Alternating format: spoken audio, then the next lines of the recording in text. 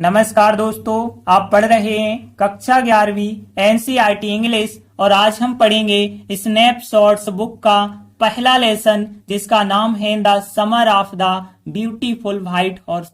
और इसके राइटर कौन है? विलियम सरोइन इसके राइटर हैं। और इस चैप्टर के हम 3 इंपॉर्टेंट क्वेश्चन करेंगे। पहला इंपॉर्टेंट क्वेश्चन ये होगा, दूसरा इंपॉर्टेंट क्वेश्चन ये होगा और ये इस चैप्टर का सबसे मोस्ट इंपॉर्टेंट क्वेश्चन है, इसलिए इसे अच्छे से समझना। और इसके बाद तीसरा क्वेश्चन ये करेंगे जो कि एक एक्स्ट्रा क्वेश्चन है। तो तीनों प्रश्नों को ध्यान से समझना। तो शुरू करते हैं। तो सबसे पहले देखेंगे हम इस चैप्टर का नाम क्या है, द समर। देखिए, समर का मतलब वैसे तो ग्रीष्म ऋतु होता है, लेकिन यहां समर का मतलब है सुनहरी यादें। और ऑफ मतलब की किसकी सुनहरी यादें? जो सुंदर सफेद घोड़ा था उसकी सुनहरी यादें बताई गई। और देखिए इस चैप्टर में क्या क्या बताया गया है। तो इस चैप्टर में मुख्यतः 2 लड़कों के बारे में बताया गया। पूरी कहानी इन 2 के आसपास चलती है। एक पहले लड़के का नाम है आराम, या फिर इसे एरम भी आप पढ़ सकते हैं। और फिर दूसरे लड़के का नाम है मुराद। आराम 9 साल का है और मुराद जो है 13 साल का है। और दोनों ही एक विशेष जनजाति से बिलोंग करते हैं। और उनकी जनजाति या उनका परिवार कहें तो उनका नाम क्या है? उनके परिवार का नाम गरोघलानियन परिवार है उनका। और ये परिवार जो है ईमानदारी के लिए प्रसिद्ध है। कभी उनके परिवार में किसी ने चोरी नहीं की है, हमेशा सभी लोग ईमानदार रहे हैं। आराम का जो चचेरा भाई है वो कौन है? मुराद है, ध्यान रखना। और फिर क्या होता है एक दिन कि मुराद जो है सुबह 4 बजे एक सफेद घोड़ा लेकर के आता है और आराम से कहता है चलो तुम उठ जाओ, आज हम जो है राइडिंग करेंगे, घुड़सवारी करेंगे। अब आराम को भी घुड़सवारी का बहुत शौक था। उसकी पहली लॉन्गिंग, फर्स्ट लॉन्गिंग यानी पहली इच्छा, तो आराम की जो पहली इच्छा थी वो यही थी कि वो घुड़सवारी सीखे। लेकिन इनकी जो फैमिली है बहुत गरीब फैमिली होती है, इतनी गरीब होती है कि वो खुद का घोड़ा तो अब खरीद नहीं सकते हैं। तो इस वजह से ये बहुत लंबे समय से उसकी इच्छा रही थी कि उसे जो है घुड़सवारी सीखनी थी। आगे देखिए क्या होता है।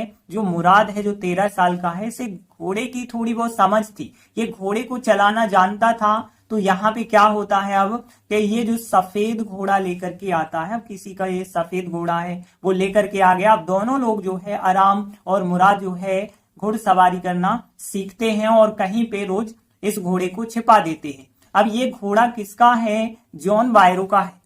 और जॉन बायरो कौन है? एक किसान है। तो इनका घोड़ा जो है चोरी हो गया था। और जब इनका घोड़ा चोरी हो जाता है तो उस संबंध में चर्चा करने के लिए यहाँ पे ये आराम के घर पे आते हैं। आराम मुराद जो है एक ही फैमिली के हैं, तो उनके घर पे आते हैं। जब उनके घर पे आते हैं तो उनका वेलकम किया जाता है, स्वागत सत्कार किया जाता है। अब जॉन बायरो चर्चा करते हैं अपने घोड़े के बारे में कि उनका घोड़ा खो गया है। और फिर जो है चले जाते हैं चर्चा करके। अब एक बार क्या होता है, ये दोनों लड़के जॉन बायरो से मिलते हैं।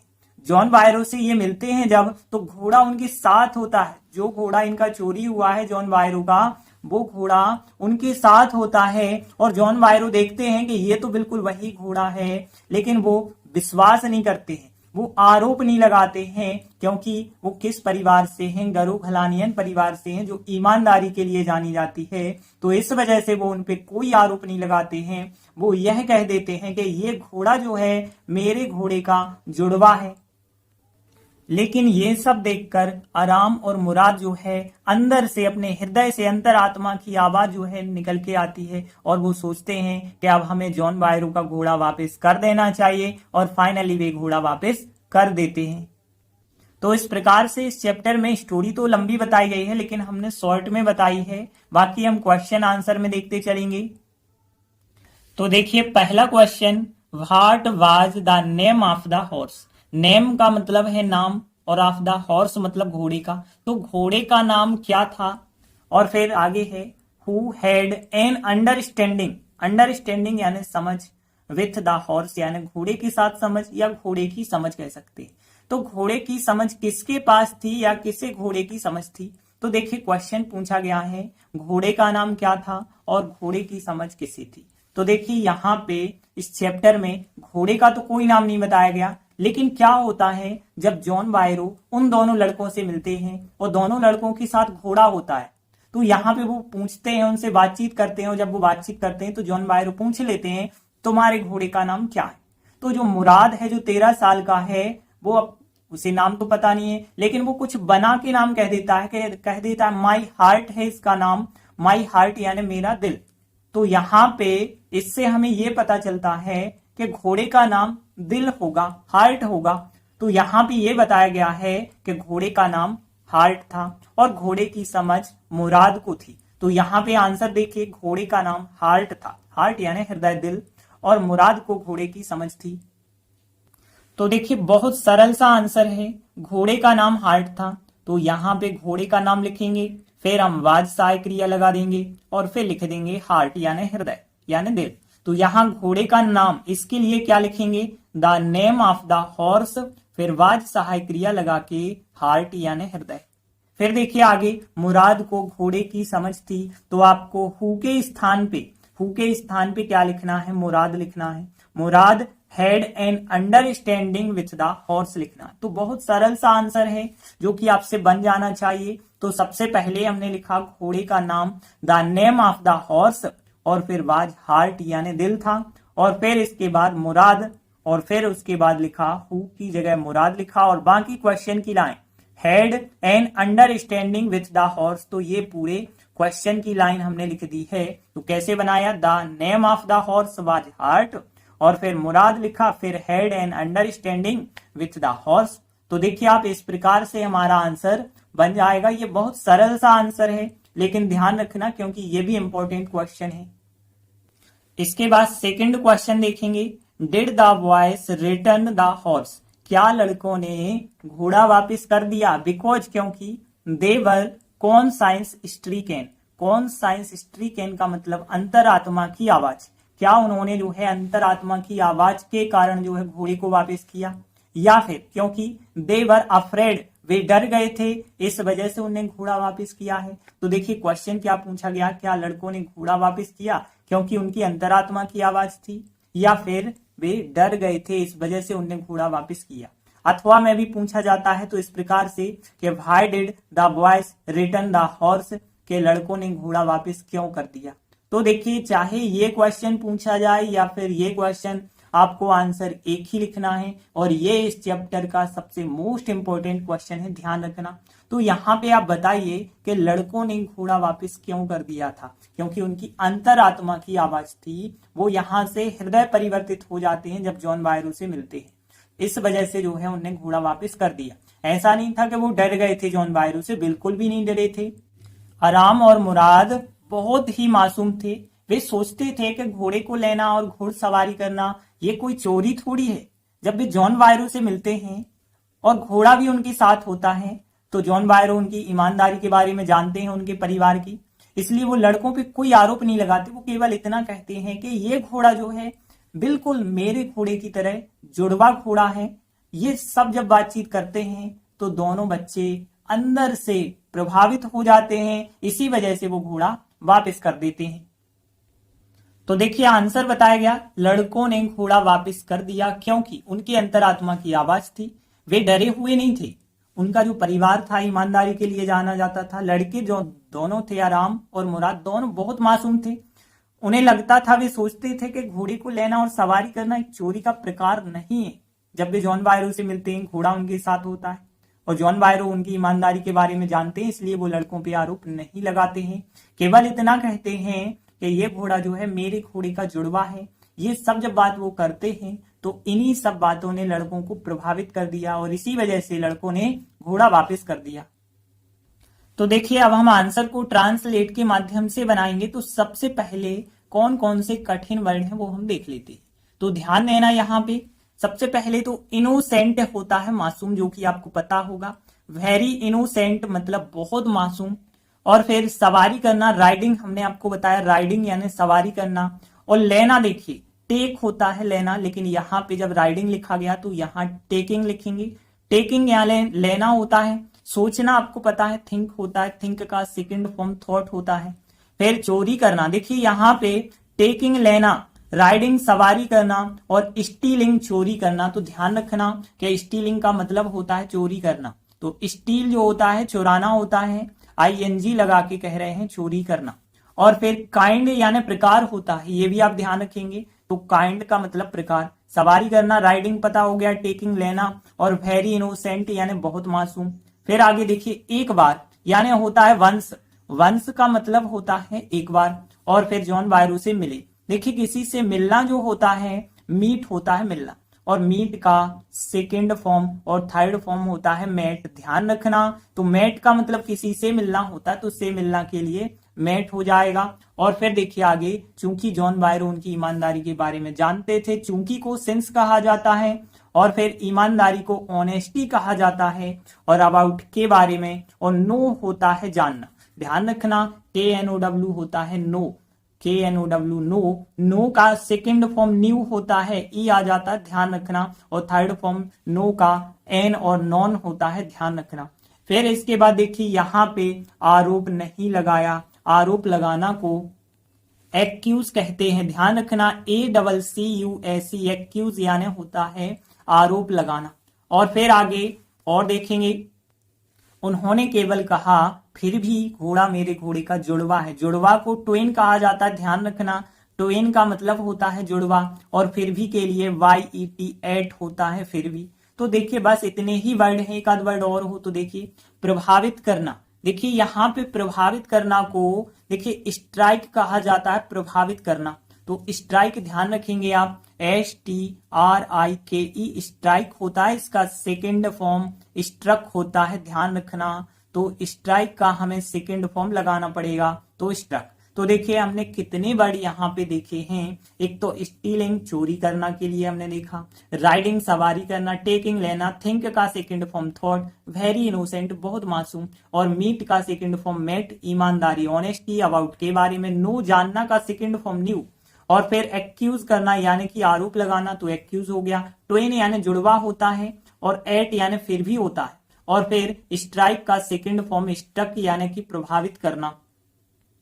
तो देखिए पहली लाइन देखते हैं, लड़कों ने घोड़ा वापस कर दिया क्योंकि उनकी अंतरात्मा की आवाज थी। यहाँ पे देखिए ये पूरी क्वेश्चन की लाइन है कि यहाँ पे द वॉइस से लगा के द वॉइस रिटर्न का सेकंड फॉर्म लिखना, ईडी जोड़ के, the horse because they were कौन साइंस हिस्ट्री कैन।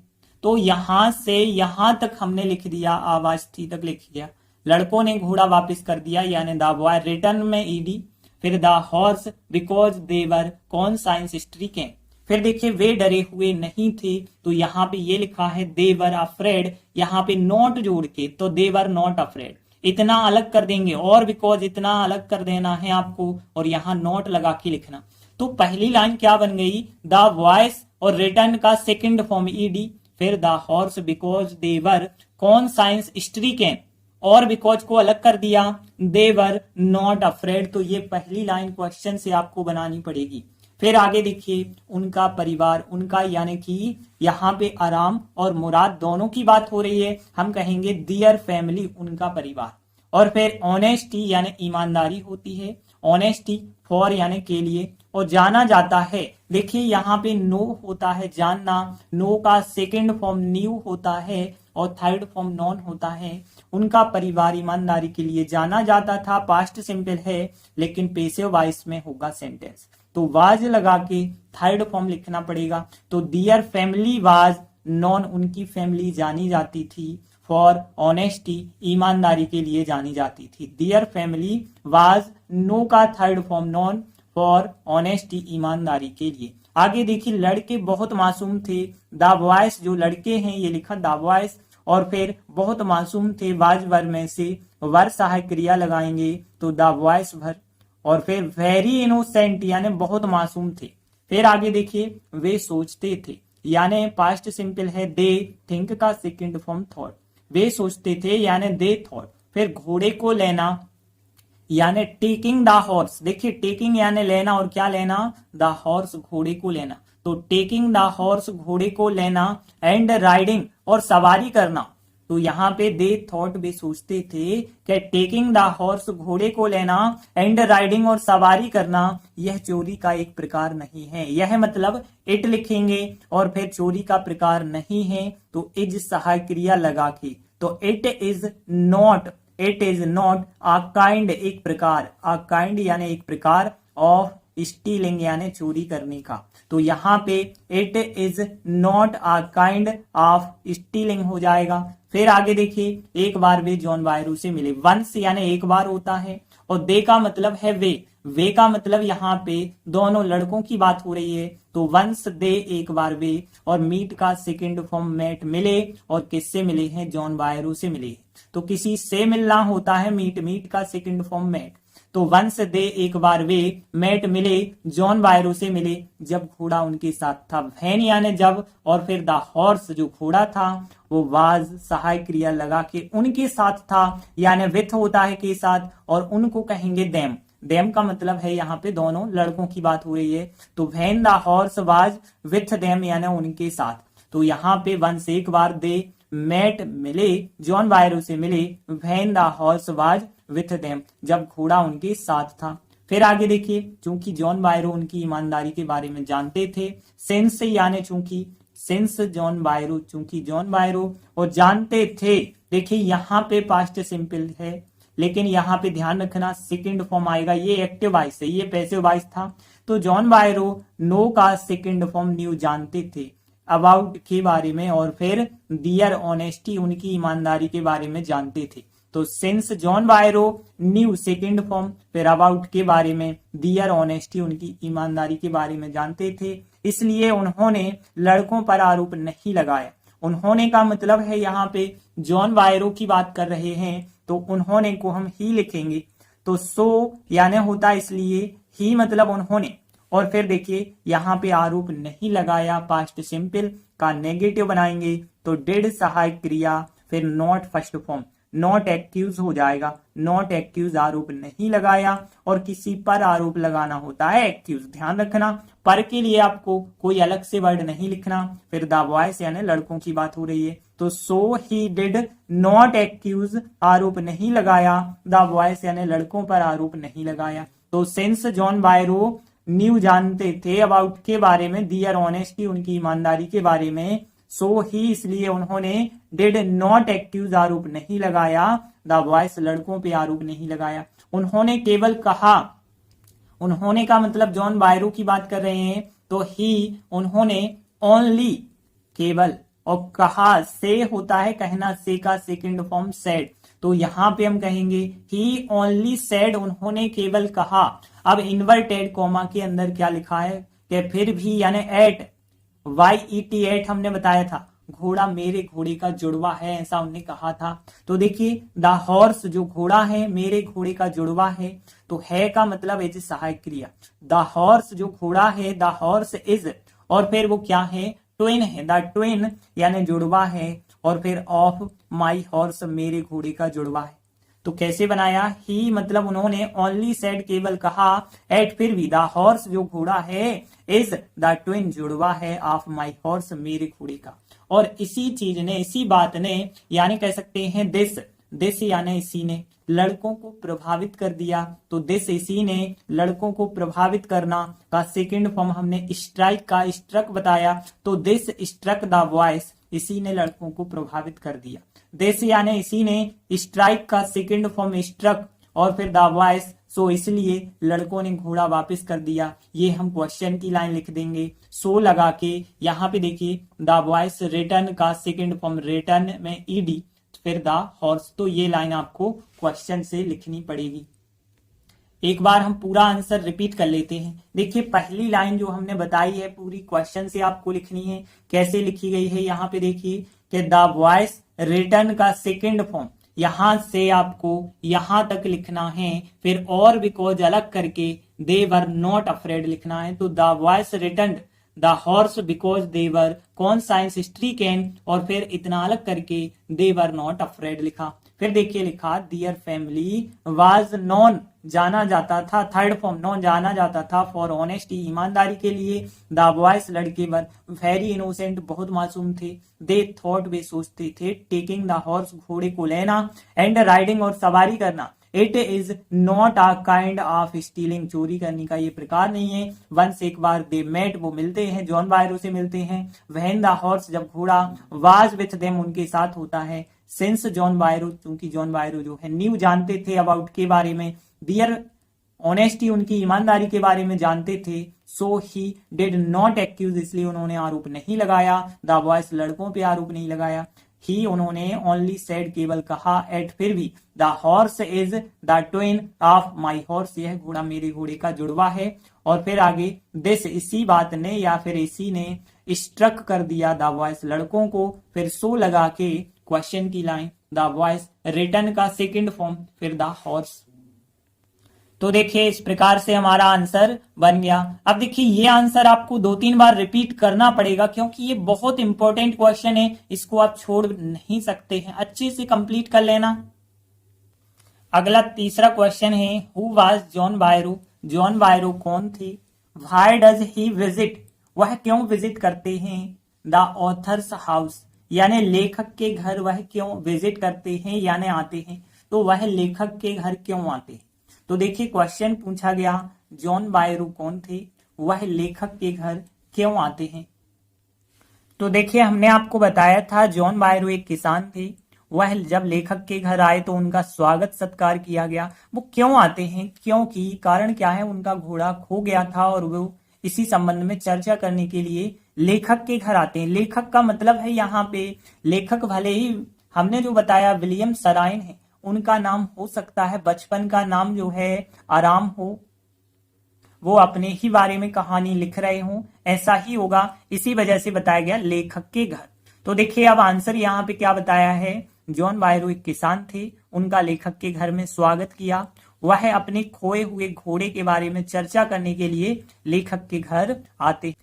तो देखिए इन 2 लाइनों को ट्रांसलेट करना होगा, तो सबसे पहले हम कठिन मीनिंग देख लेते हैं। देखिए स्वागत करना को वेलकम कहते हैं और वेलकम का सेकंड और थर्ड फॉर्म वेलकम्ड होता है, आपको पता होगा।